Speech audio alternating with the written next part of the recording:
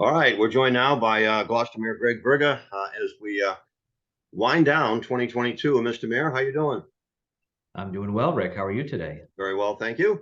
It's incredible how some days the days can drag, but the years fly by. So here we are at the end of your first term as mayor, and maybe we could take a look back on things and tell me a little bit about what you expected and what you didn't expect, maybe.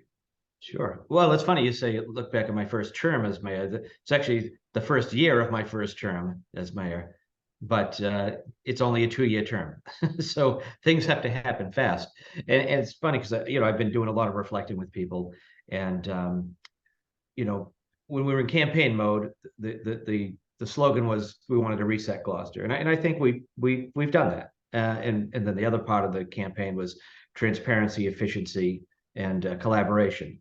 And I think we've achieved that as well. And it's sort of as we move on in the interview, when we go over some of the things that have happened, I think that'll be evident that that's what happened.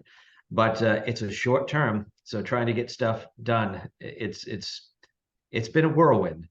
But I've found that it's a three-legged stool. We've been working on a day-to-day basis with the things we inherited, projects that were at various levels of completion or some that needed a lot more work. So we focused on the stuff that was here that we had to pick up the ball and run it towards the end zone, working on the day-to-day governing of the city. And that includes sort of the incoming fire that wasn't expected, literally in this case, the woods fires, the water main break, the turbine blade falling off. So all those things that are out of the norm that we had to deal with on a day-to-day basis. And then simultaneously working on the things that were the new initiatives that we were talked about during the campaign and that we've been trying to move forward since we took office. And juggling those three different aspects has been a challenge, but I think we've managed to do it. I mean, some of the big things, we started off the year focused on boards, commissions, and committees. That's basically the volunteers on all these different boards that are the backbone of the city. You have the school committee, the city council, and myself. We actually get paid. School committee and city council get paid not a whole lot, but the boards and commissions are populated by people who do it completely voluntarily, and I think that's often overlooked.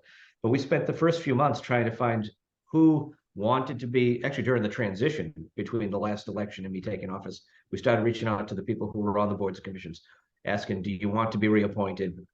And then trying to look to fill vacancies for those seats that they didn't want to be reappointed, or vacancies that were just in place. There were dozens and dozens of spots on boards and commissions that just weren't even filled. And one thing we did differently this year, and we're going to do it again in 2023, is we sent a civility resolution that had been adopted by the city council to all the incoming boards and commissioners, whether they were new or repeat. Please read this and abide, let us know if you're going to abide by it. Basically, I look at it as I promise not to be a jerk, resolution. And it was pretty much 100%. Everybody who was looking to be reappointed or people who were looking for their first appointment agreed with that resolution. The city council has since voted an updated one, which I signed on to this year. And when we do the new appointments for 2023, we're going to do the same thing, ask them to abide by that resolution, because it's all, the interacting with the public, they just have to understand that it's mutual respect. And I'm pretty happy with what we've got for boards and commission members. It's, again, volunteers put in a lot of time to get things done that wouldn't be done without their help. So that's one of the big things. So on the paper recently, we've hired a sustainability coordinator, which was one of the things I talked about during the campaign. And I was so happy to finally see it through about a month ago or so. Gemma Wilkins, who was already a staff planner, has been elevated to this position. We've got 63 miles of coastline. We're very vulnerable to climate change, and having someone in this position can help be the link between the departments within the city, the link to the school, the link to our partners in the private sector and the nonprofit sector, to protect us and prepare us as well as we can. Vocational school, we've got a director for the first time in a long time. I don't think maybe the time you were working at this as a teacher, might have had a voc director maybe in the early 80s. I think it was a long time since we've had a full-time consistent person in that position. Having a full-time director now allows us to strengthen and expand the program offerings we have. If we go to a 5th program, which we would like to do, we couldn't do it without a director. So I'm really pleased with that. Obviously, the roads, I'm talking a lot here, but just trying to get all the good information out there. But the roads at the end of the fiscal year 22, we supplemented the road repair budget by $300,000. When we put the fiscal 23 budget together, we upped it by almost 500%, the budget from 60 to $350,000. And we put $3 million of ARPA money into it. So anybody who's driving around town, pretty much every ward is seeing a lot of work being done on roads and sidewalks. We've also, for the first time, put a list online showing the projects for FY23, the stuff that we did up till now that the season is sort of over, and the stuff that we'll pick up in the spring when the weather is warmer. So those are just some of the highlights. In addition, the beach reservation system was a huge success. You know, we did pretty well with the revenue. We did extremely well with the reduction in traffic throughout the city. We're happy with that. And there'll be some strengthening of that as we move forward, looking at a new vendor and maybe do some tweaks to the policies and procedures. I guess I should stop there and let you ask some questions. Well, I personally, Mr. Mayor, and I know that you inherited the kiosks, the parking kiosks, but in my travels through town, anecdotally, they're just not cool.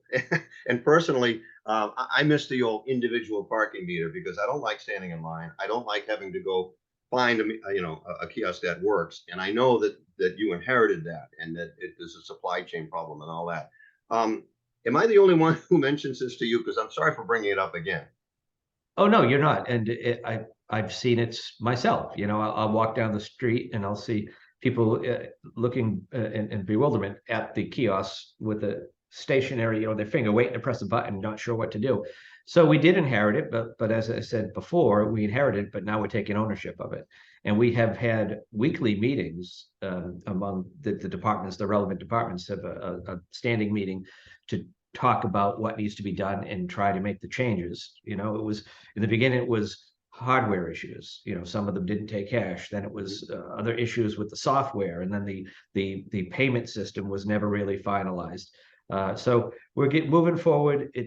I guess we're too far down the road to scrap them. It's a lot of money that we spent. The old parking meters are pretty much gone. So we are getting there. We're looking for a new vendor to handle the app. We're looking for a new vendor to handle the maintenance of it.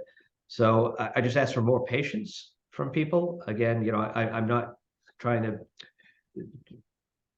deflect it by saying we inherited it. The fact is, no, I know that. I know. And so the thing is, the whole concept. I mean, Rockport's had it for years, and the whole concept of a parking kiosk just baffles me. It just does, especially in bad weather when you have to go find something and then you got to go trek back to the car to put the ticket back in the car. And I know that there's all online stuff, but some of us older folk aren't so good with the online stuff. So anyway, well, the good thing about these is that you don't need to put the ticket on the dash anymore. But still, I want to get to the point where we have consistently working kiosks. Someone shouldn't have to walk 3 or 4 kiosks to find one that works. I mean, it would have been great if we had the parking meters that took credit cards, but we are where we are, and we're just trying to make it work.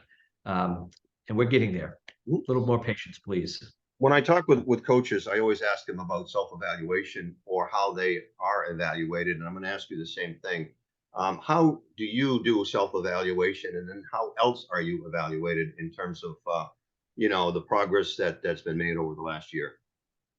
Well, it's funny you bring that up, because one of the things we talked about during the campaign was performance evaluations, which were either non-existent or inconsistent in terms of being done. So we've instituted that, and I think we didn't get 100% compliance, but we got a lot more than had been done in the past. So as the mayor at the top of the pyramid, everybody's performance is evaluated through the lens of the mayor. How well is the mayor doing? So that's why I want to make sure that our staff, from the newest employee to the most senior employee, are doing their job to the best of their ability, and they're being supported with the training they need and the supplies they need, et cetera, et cetera.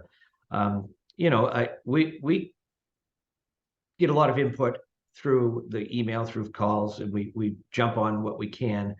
Unfortunately, for some people, the answer is sometimes no, or but we don't just say no and then hang up the phone. We give an explanation of why it can't work. And some people can see that as a lack, back to my transparency, efficiency, collaboration. They see it as a lack of transparency.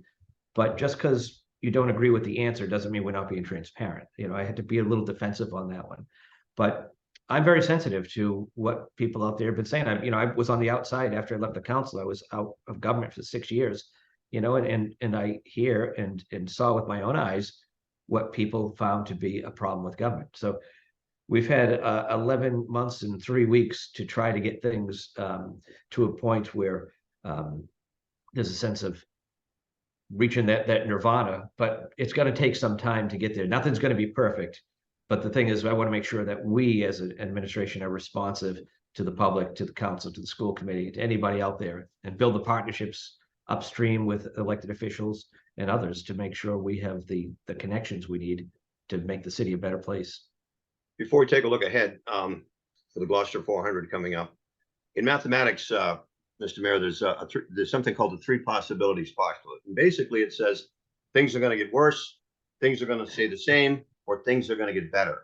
Now, in those three categories, do you have something that you could tell me, hey, what got worse, whether it was somebody's fault or not, but what got worse from your view going into the office? What's the same and what's gotten better? And you've sort of alluded to what's gotten better already.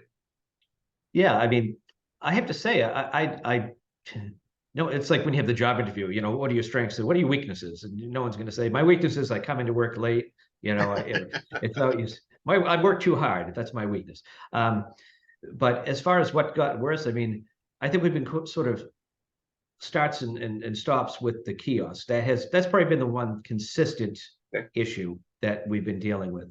And we will crack that code eventually, hopefully sooner rather than later. What's the same? Well, we have a lot of projects that are in the works that we're just trying to see through completion. The library, thankfully, the logjam broke. We've got the support of the council to do the bonding. The library is going to be raising the money. The library foundation is raising the money. So we basically co-signed a loan there. We have the police station project that's sort of in a holding pattern. We're still doing some negotiating with the court system. City Hall has been, the City Hall Restoration Committee, which my wife is now a member, they've been for years frustrated because we as a city haven't done the work that we need to do here. And so we finally are at the point where we've got the money bonded to do some work. We've got working on some design and all that stuff. So these things that have sort of been in a state of limbo, we're finally one by one working at trying to see them through. I mean, another one too is there's been some controversy. You've probably read about the transfer of the softball field from Mados over to Green Street. And when I took office, I was working under the assumption that things were moving along. Then I found out later, well, we never even got the cooperation with Sam Park and Gloucester Crossing to have access. So we've finally done that. And we hopefully in the spring will begin the process of building the park. So it's a lot of moving parts. Some are moving a little more slowly than others. And we're just trying to grab what we can to push it along and get it out of the limbo world. So there's a lot going on in the day-to-day world of city government. And we're just trying to, and I think succeeding and moving things toward the finish line. What about now coming up? As we record this, it's the day before New Year's Eve. The Gloucester 400 has been in the planning for probably maybe 3 years or something like that, or maybe even longer. So, yeah, 5 to 6 years, yeah. Okay, so from your viewpoint, what do you see as projecting this upcoming year? Well, first of all, people, if they're interested, go to gloucesterma400.org to keep up with the latest and greatest information. But tomorrow's New Year's Eve. Wow.